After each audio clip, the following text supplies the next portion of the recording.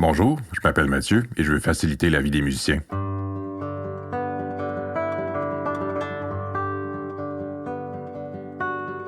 Bonjour tout le monde, j'espère que vous allez bien. Mon nom est Mathieu Boucher. Je suis très heureux de vous retrouver pour un nouvel épisode du Musicien stratégique, un épisode pendant lequel on va sortir complètement du domaine scientifique, mais pour explorer le contenu d'un livre qui m'a beaucoup marqué dans les dernières années. Un livre qui n'est pas basé sur des recherches scientifiques, mais qui, selon moi, est un des meilleurs exemples d'application que j'ai vu des savoirs qu'on a abordés, surtout dans le cadre de la première saison. Je vous l'ai déjà mentionné, je pense, le sujet duquel on me parle le plus lorsque quelqu'un a assisté à une de mes conférences est souvent celui du travail des passages difficiles et surtout de l'idée d'éviter d'augmenter graduellement le tempo lorsqu'on répète. Cette stratégie-là, elle flash, elle surprend, elle amène des remises en question et par conséquent, donc, on m'en parle beaucoup comme je vous le disais. Et là, je vous parle de mes conférences, donc lors d'un contact assez court avec les musiciens et les musiciennes qui y assistent. Et quand j'enseigne à des étudiants et des étudiantes de niveau universitaire, donc à plus long terme, c'est vraiment l'idée de viser un pourcentage d'essais réussis plus élevé lors de nos séances de travail qui semble avoir les effets les plus profonds et les plus durables chez les musiciens. Donc, viser un pourcentage d'essais réussis élevé nous oblige à choisir adéquatement nos stratégies, à réfléchir entre chacune des répétitions, à ne pas laisser passer d'erreurs et à viser le confort et la réussite plutôt que de travailler pour un nombre de temps déterminé. La conséquence d'un tel travail me semble merveilleusement bien illustrée par le concept d'effortless mastery que le pianiste de jazz Kenny Werner décrit dans son livre du même nom. Le concept peut être décrit en français par la maîtrise sans effort. Le terme mastery, donc maîtrise, fait référence à la réussite et le terme effortless, sans effort, fait référence à une absence d'effort musculaire inutile, donc une absence d'effort physique inutile et non pas évidemment une absence de travail. Je sors de la science, donc pour cet épisode-là, donc un petit côté un peu plus éditorial, un brin de philosophie personnelle aussi. Quand je pense à ce concept, quand je regarde tout ce que la science nous indique sur la façon dont on devrait travailler, j'ai souvent le terme éloge de la facilité qui me vient en tête. Surtout pas au sens que tout se fera tout seul, donc il faut reconnaître que le terme effort en français renvoie à plusieurs sens qui peuvent porter à confusion. Pour devenir un musicien, il faut mettre de l'effort au sens d'une volonté de faire souvent. Donc, rien n'arrivera pour nous si on ne prend pas la peine de faire un travail efficace presque quotidiennement. On l'a d'ailleurs vu dans l'épisode 10 de la saison précédente alors que nous abordions l'étude d'Erickson et ses collègues, la fameuse étude des 10 000 heures. Donc, valoriser ce type d'effort, je suis absolument d'accord avec ça. Donc, l'idée d'implication. Mais avec la notion d'effort, vue sous l'angle de la volonté, de la discipline, tout peut malheureusement glisser vers la notion d'effort physique, même une glorification de l'effort physique dans le travail. Oui, commencer à jouer d'un nouvel instrument peut apporter son petit lot de douleurs occasionnelles, de mal au dos, de mal au bout des doigts, de mal au cou, mal aux lèvres, etc.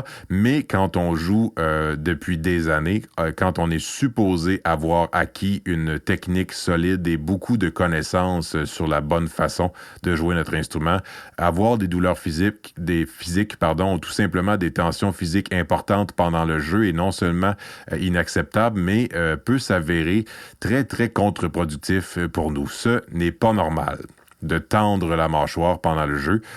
Si on est, par exemple, un guitariste ou un violoniste, ce n'est pas normal de hausser les épaules pendant qu'on joue. Ce n'est pas normal de bloquer sa respiration pendant un passage difficile. Et peut-être que certains vont se reconnaître, mais pourquoi avez-vous le gros orteil tendu pour faire un crescendo? En quoi vos petits orteils ont-ils un rôle à jouer dans le jeu de votre instrument? Or, il arrive souvent que c'est la conséquence du jeu. Il y a plein de tensions inutiles dans le corps lorsqu'on joue. Et toutes ces tensions-là n'ont rien rien à faire dans le jeu instrumental, rien à voir avec la musique. Et pire encore, jouer en les acceptant revient à les consolider et à les apprendre.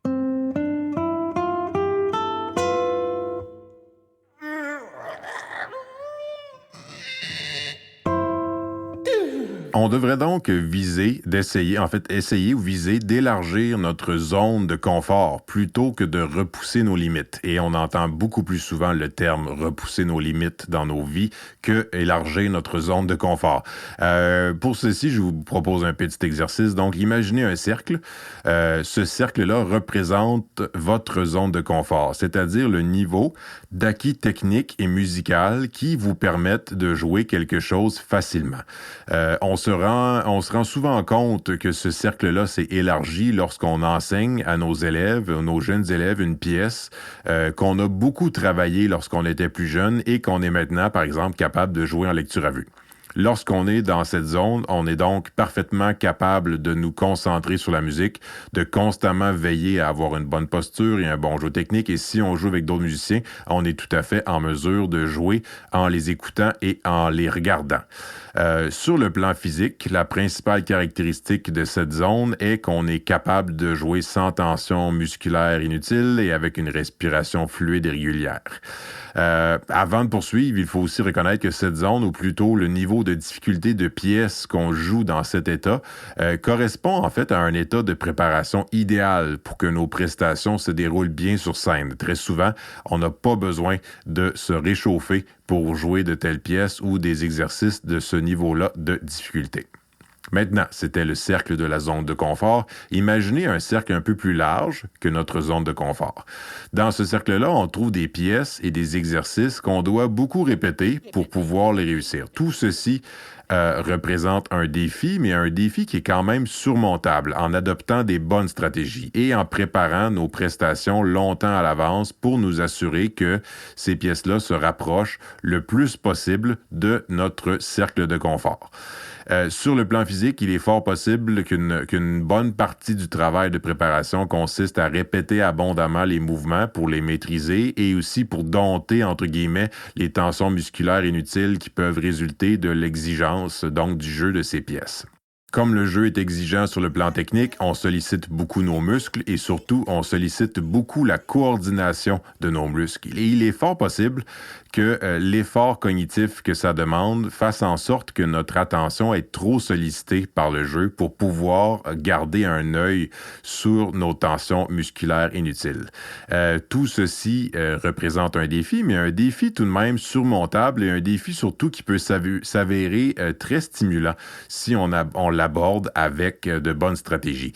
Je pense qu'on peut faire un parallèle entre ce cercle et un concept qui nous vient des sciences de l'éducation qu'on appelle la zone de proche développement. Ce concept a été élaboré par un psychologue russe du nom de Lev Vygotsky et le concept implique finalement que l'apprentissage le plus stimulant qu'un apprenant peut avoir est celui qui est juste à la limite de ses capacités et pour lequel l'apprenant va devoir justement travailler pour élargir ses capacités et pouvoir réussir l'apprentissage.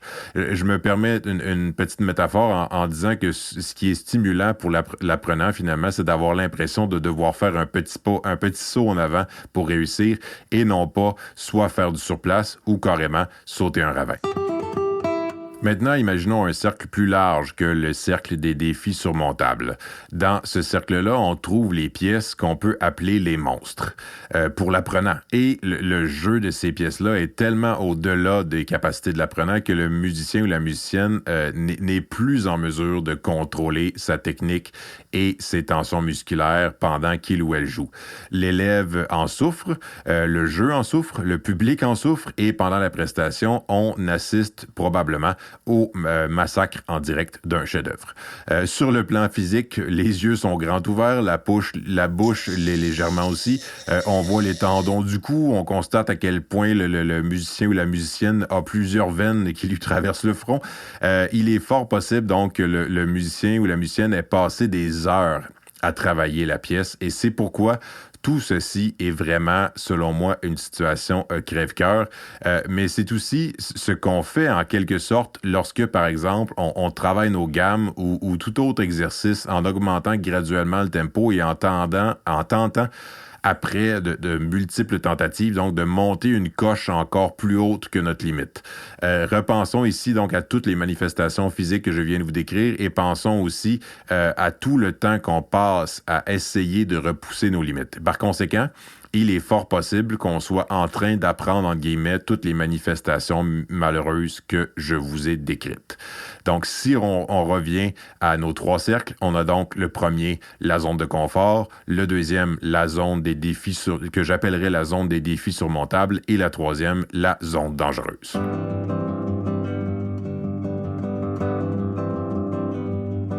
Ce que je vous encourage fortement à expérimenter dans les prochaines semaines, c'est de viser à élargir votre cercle de confort plutôt que de tenter de repousser vos limites en travaillant dans la zone dangereuse. La bonne nouvelle, c'est que élargir la zone de confort va aussi repousser les 2 autres, alors que tout le travail effectué dans la zone dangereuse n'a souvent aucun effet sur la zone de confort, puisque les apprentissages qu'on fait dans la zone dangereuse sont accompagnés de tensions musculaires inutiles qui n'ont rien à voir avec notre zone de confort. Et c'est justement tout ce travail sur la zone de confort dont il est question dans le livre Effortless Mastery de Kenny Werner. Kenny Werner est un pianiste de jazz et la lecture de son livre a été marquante pour moi, tant sur le plan personnel, puisque j'avais vraiment besoin d'arrêter de travailler dans la zone dangereuse constamment, mais aussi sur le plan scientifique, puisque j'ai lu ce livre au début de ma découverte du fonctionnement de la mémoire motrice. Et je ne pense pas que M. Werner ait fait des études scientifiques, mais son concept d'Effortless Mastery constitue un excellent exemple d'application concrète de ce qu'on devrait faire pour se préparer le mieux possible à la scène, surtout si les problèmes qui vous affligent parfois sur scène sont justement davantage liés au côté physique de l'exécution de la prestation, donc des tremblements, mouvements insécures, des difficultés à respirer, plutôt que les blancs de mémoire qui sont parfois plus liés à la mémoire conceptuelle. Donc, M. Werner est un praticien aguerri de méditation et dans son livre, il fait plusieurs parallèles entre la méditation et le jeu instrumental. Je vous invite à lire le livre, évidemment, pour comprendre toute la philosophie derrière les exercices qu'il suggère et aussi pour constater que le parcours de l'auteur ressemble à plusieurs autres parcours comme les nôtres.